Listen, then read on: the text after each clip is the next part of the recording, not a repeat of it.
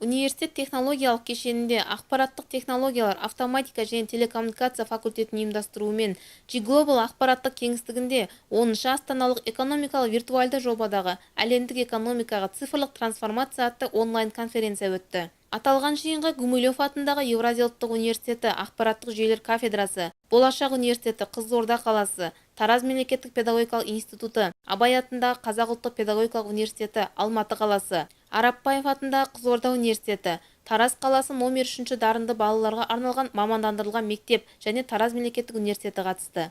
Өткізіліп отырған іс-шараның мақсаты Қазақстан және Қырғызстан республикаларындағы жоғарғы оқу орындарында пікірталас жүргізуге G-Global ақпараттық кеңістігінде актуальды сұрақтарды ауқымды көлемде, бизнес құрылымы мен мемлекеттік өтімге байланысты, ғылыми және оқу орындарында заманауи сандық технологияларды және оларды тиімді шешу жолдары, сонымен қатар Алматы экономикалық форумды виртуальды контентті жобамен толықтыруды көздейді. Видеоконференция барысында қатысушы жоғарғы оқу орындары қазіргі таңдағы қоғамдағы дамыған жаңа технологиялар жетістігімен бөлісті. Іс-шараға атсалысқан маман иелері бұл жоба алдағы уақытта өз жалғасын табады деп сенді. Аида Рыскелдиева, Мұрагер Текебаев, Тармулаев.